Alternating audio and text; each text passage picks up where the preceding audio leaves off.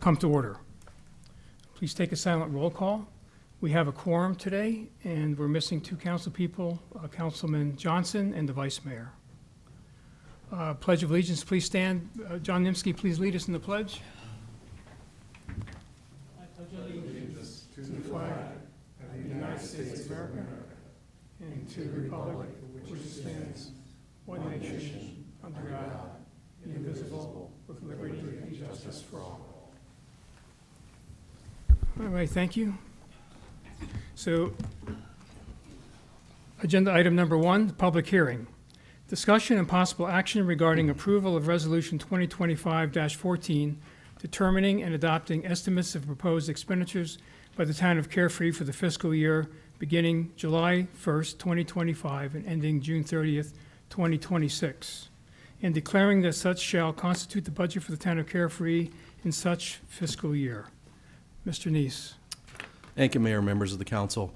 So tonight we conduct the public hearing to approve the budget. Unfortunately, our mic at the podium is not working, so those residents that wish to speak when the mayor opens up the public hearing can come up to the table here and sit next to Kristen and use that microphone at that respective time. But please fill out the public speaker forms if you wish to speak.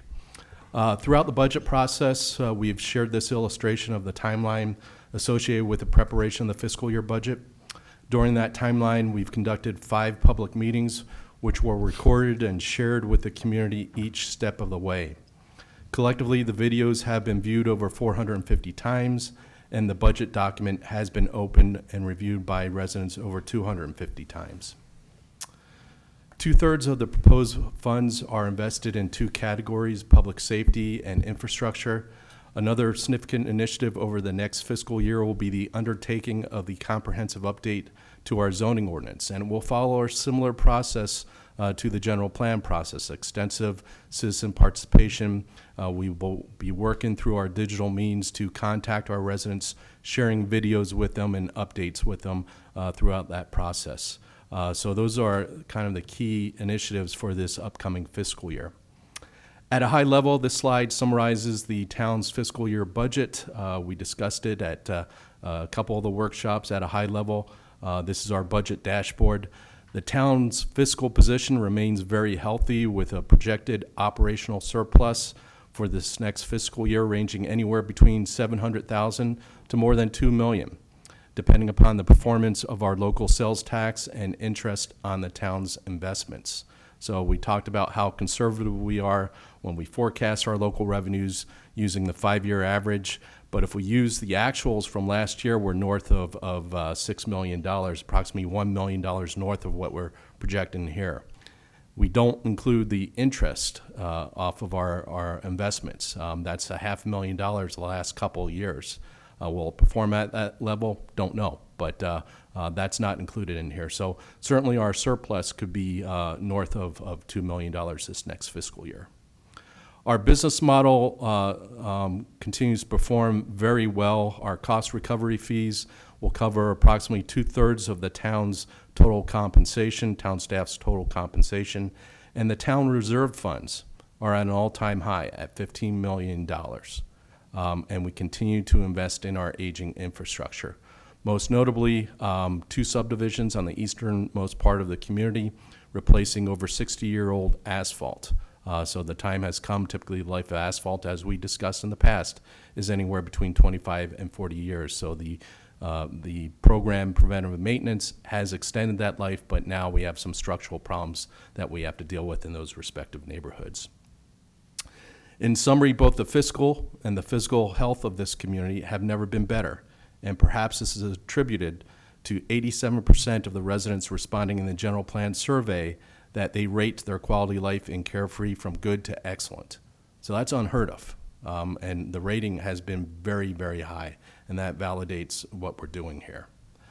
The Auditor General forms Schedule A through G. We had a lot of conversation about that respective Schedule A through G through the budget workshops. That's what every community is required to do. It's those 11 sheets that have been referred to that we have always done, and what the original town clerk did in the past. What we do today is we go beyond that and we do a program-based budget, which has a narrative, has an explanation of the financial analysis of the town, really goes into depth about how the money comes into the town and what we invest in. So it's an excellent resource for citizens to pick up and learn a little bit about the management of the town of Carefree. So today we open up the public hearing and then we close it, and the action before the council is consideration of Resolution 2025-14, which effectively approves the fiscal year budget for 25-26, which begins on July 1st. That being said, I said my comments will be short tonight. That concludes my presentation. Be glad to address any questions that the council might have. Okay, council, any questions or comments before we go to public hearing? I have a comment. Okay. I just wanted to make a few comments on the budget process and the town's efforts at transparency and engaging the residents. There have been comments from a resident or two that the process was not transparent and that it did not encourage engagement from the residents. The town has reached out to the community in several different ways, and I'm just going to mention a few. The town held 3 budget workshops for the public, of which they were recorded and had available on the town website, along with the draft budget, for residents to review. This has been going on for over the last 6 weeks or so. The budget videos, as Gary said, were viewed by approximately 450 residents, which is about 20% of the Carefree households. The budget draft was viewed by over 250 residents. The budget was also introduced at a recent town council meeting, which was also open to the public and made available for public comment. We encourage residents to come to the meeting and make comment, but we cannot force them to, so engagement goes both ways. When I'm at the post office, residents ask questions and offer feedback. I've heard no negative feedback on the budget or its process. We should feel grateful that we are given so many opportunities to provide feedback to our town, as that's not always the case in most other cities and towns. Thank you. Any other comments or questions? Yeah. I have a couple. One, on our audited financials, the reserve was $18,977,499. So now our starting is $15 million. So you're saying we've drawn down almost $4 million, correct? Mayor and members of the council, the audit is a snapshot in time. So at that respective time, we did not have the street project. That street project in which we did a mill and overlay on Tom Darlington and section of Cave Creek Road was approximately $3 million. So yes, there was a drawdown to do that pavement project. And what do you expect the ending to be? North of balance? 15 million. So you're expecting us to end with 15 million? Yes, Where yes. we're starting? Yes. Because you're yes, saying we're yes. starting at, so we're going to draw down nothing Yes, in and this fiscal year? on a monthly basis, you can see through our check registry and balance sheet what the reserves are at that given time. So you can look at that. The overall number there also includes the rainy day fund of $2.5 million. So you add that to that figure as well, too. Okay, and a couple of other things. So I had spoken to you initially on page 25 and 26 about objecting to us floating a bond or borrowing for the project, and I see it's still in here as an option. So is that still an option you're going forward with? No, what you see there are just various policies, guiding financial policies of the town. Certainly, that's an option of any council. It just outlines options. It doesn't say that we're going out for bonds. So it's a discussion about how to financially fund these things, but we have never gone out for bonds. It's just an option for future councils to consider if they ever want to consider that. That doesn't mean that we're doing it because it's included there. It's just a discussion of various financial options that are open to any municipality. And we talk about that in every budget. We say that these are the options which are traditional and typical for any municipal government. And any bond requires a vote of the residents. Yep. So. But we did a bond for the water company that was not put to a vote. That was a different structured bond that was associated with the rates of the water company. So So- revenue bonds do not require a vote. General obligation bonds require a vote. So if we were to have, we would have to have a property tax, we would have to go to a vote. And also on, you keep listing the MAG EV Phase 2 grant for 400,000. I understood that was canceled, Correct. so shouldn't it be taken out? Anticipated funding forces, page 117, you still have it listed. Yeah, it's still listed there, and there's always a possibility that it's activated. We don't know, so it's put in there as a placeholder within our budget. Right now, it's not available, but things are fluid and they change, and so we just have it there as a placeholder. Does that mean that we spend the money? No, it's there to accept that respective grant if we get it. Wouldn't it Exact- come back for a vote? Yes, yes. Okay, thank you. And so the, this grant for the EV, one,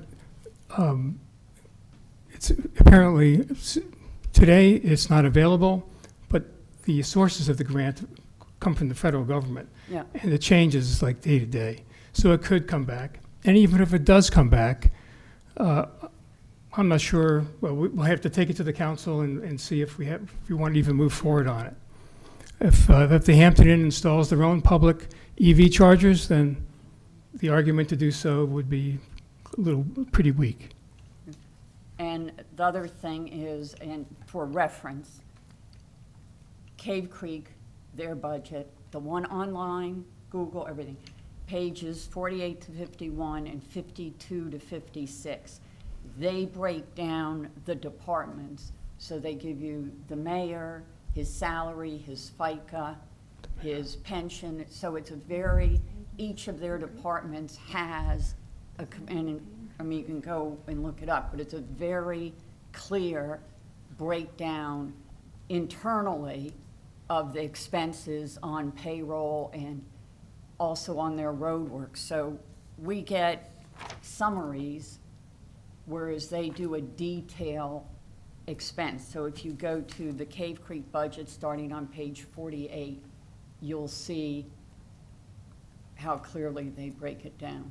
So what is the issue here? Transparency, which we just spoke about, it's for, I too talked to quite a few of our residents who find the novel very difficult to go Well, through. Considering So- I'm at the post office and probably talk to way more residents than everybody here combined, except for the mayor, people do not bring that up to me. People have been very happy with our budget. I hand out a budget sheet every year that people appreciate, and many people don't take it because they follow it online.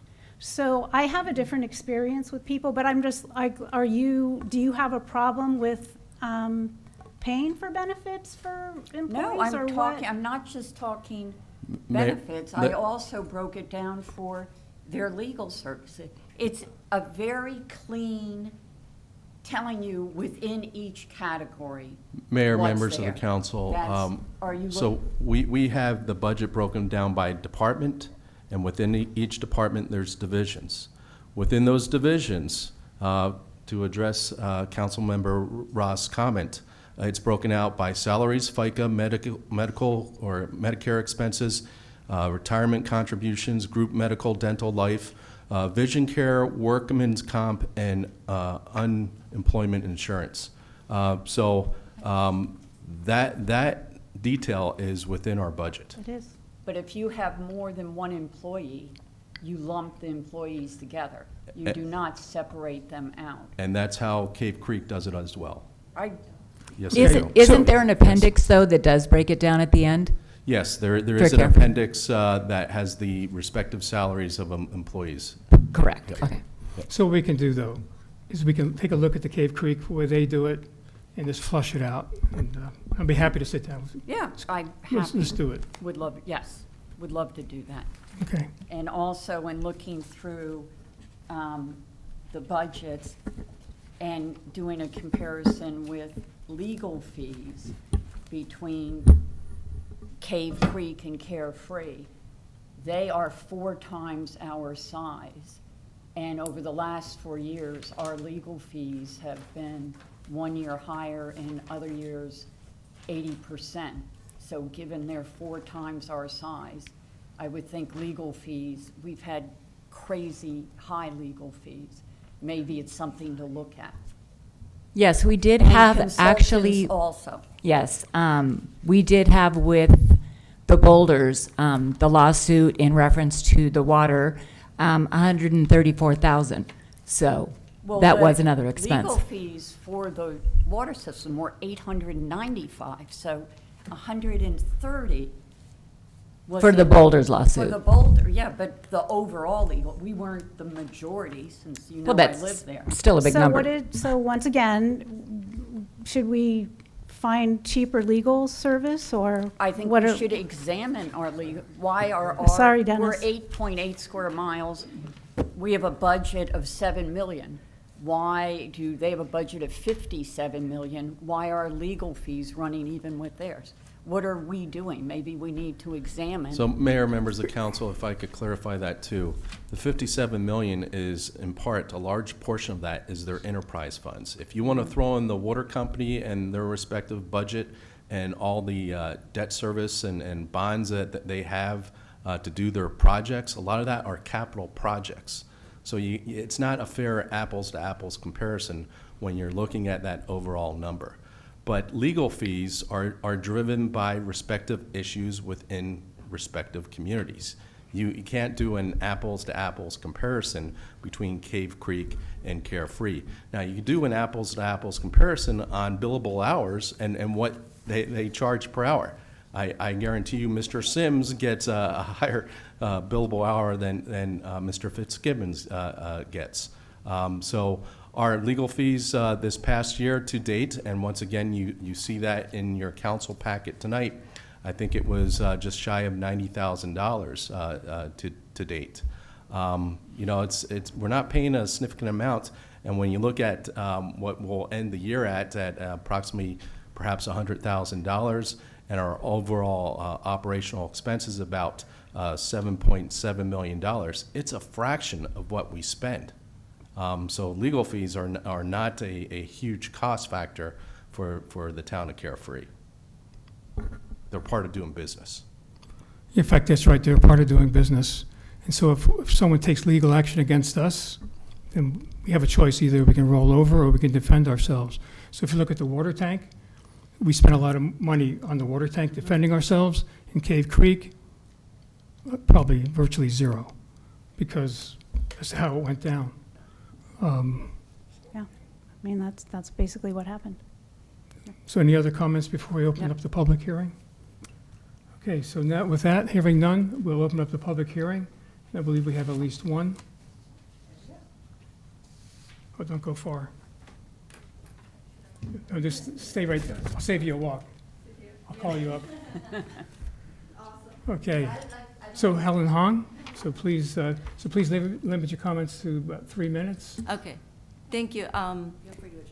Okay, Helen Ong, I'm a resident here, and if anything, I just have a short comment and a question actually, because Diane was saying that our kind of reserve, I think of it as savings account, like, you know, and it looks like we had 18 in 24, right?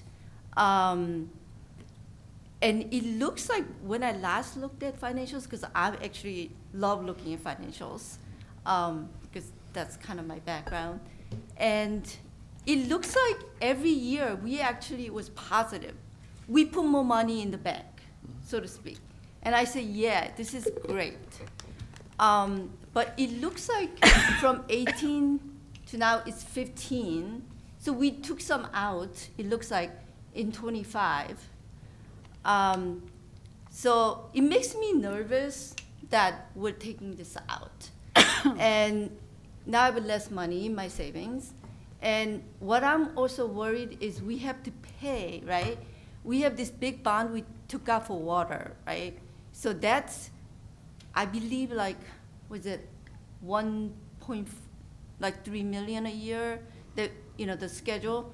So my question is, even for this budget that you're proposing, do we have to draw anything down from savings? Is my first question. How much are we really have to take it out to fund all these projects that wonderful projects that we have? That's my first question. And the second question is, as I really worry about our future, with water, you know, bond that we have to pay, how are we gonna pay for this when we're already starting to draw out from our savings? That's my biggest concern. So it just want some answers. Yes. Okay.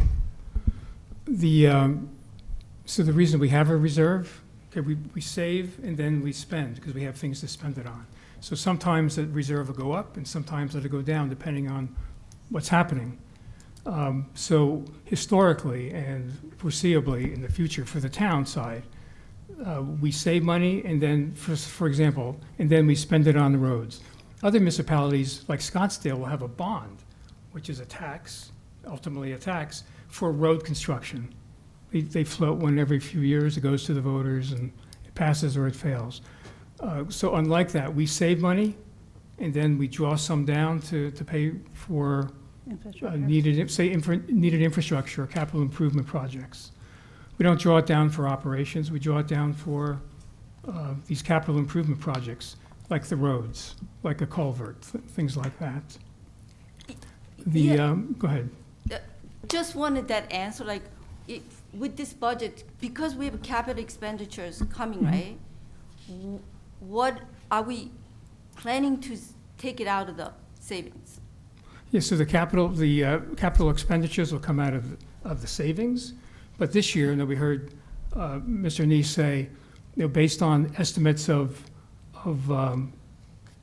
incoming money, right, revenue, and then conservative estimating, we should be north of what we've estimated. Correct. Yeah, I mean, capital reserves are designed to be, if you will, a fund to put excess revenues into, and HERF revenues, which are only allowed to be used for transportation.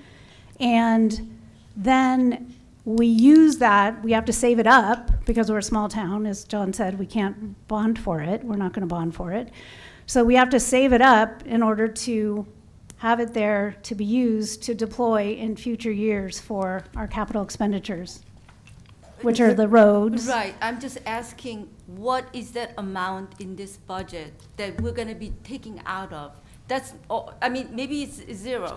I think he did, I think Yep. Gary, please correct, but I think it was zero for this year. So everything's already been accounted for. And the difference between the 18 and the 15 was because that shot in time didn't have some of the roads in it. But the 15, and It's not Please going confirm. down anymore. Mayor, Correct. members of council, let me clarify. So here's our revenue streams here. Local sales tax. That local sales tax, about 2/3 of our revenue comes from local sales tax. So it's our largest revenue stream. What I do is base it off of a 5-year average. I don't base it off of last year's performance or a shorter term. So it's a 5-year intermediate term. So based on that, it's 5.32 million. But we know last year it was approximately $6.4 million. If our revenue continues to perform at last year's levels, we will have another $1 million in surplus here. In addition, I do not include in these calculations here, so these are our overall operational revenues, our speculative interest off of our investments. So the capital reserves are in a state-funded, a state-secured investment account, and there's a portfolio of investments there managed through the state of Arizona. And so it's very secured. It has a significant return. That return was approximately $500,000 last year, over $500,000 the year before. I don't even include that within these revenue streams. So based on the possibility of getting another $1 million in sales tax, the $500,000 in the interest, we're up possibly another $1.5 million. If you look at what I forecast here as our overall revenues of about $8.5 million and our projected expenses of about $7.7 million, you do the math there, it's anywhere between $700,000 to $800,000 surplus. So you add that to the revenue that we're potentially getting in addition to the sales tax and the investment, and you're north of $2 million in the black. So we will probably have a significant surplus. Now, not knowing what that surplus will be, and maybe based on what's occurring at the national level, we go into the recession. I don't know. But very conservative with the revenue stream. So if you look at what's on the monitor in front of you, I project a minimum surplus of $700,000. That's our general fund contribution. Now, what we potentially could take out of reserves, if that's the minimum, it could be upwards to $3.2 million. So you're gonna But- take it out? Potentially. But based upon the sales tax performing at last year's level rather than the 5-year average, once again, it's another $1 million. The interest, another $500,000. We're at $2.2 million. We most likely will not see more than $1 million being taken out of our reserves. Now, the focus on those reserves is just like your home budget.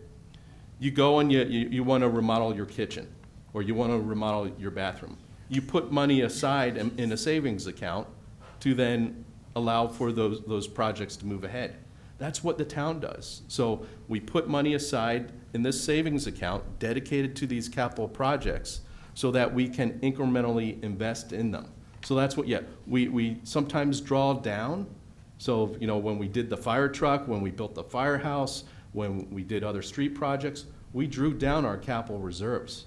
But once again, our capital reserves, because of good financial management, are at all-time highs, even though we incrementally invest in this infrastructure.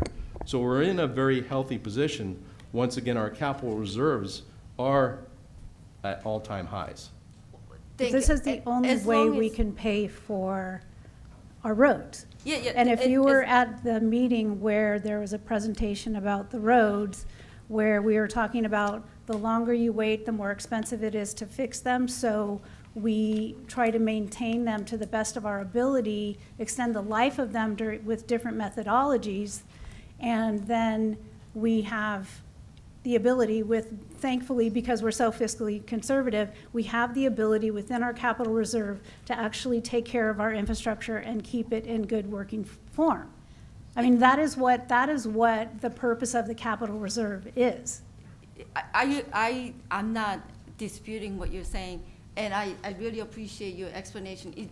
From what Gary has told me, we don't have to take it out of our savings. So if I have a savings, I wouldn't buy something nice unless I could actually fund it. That's just me.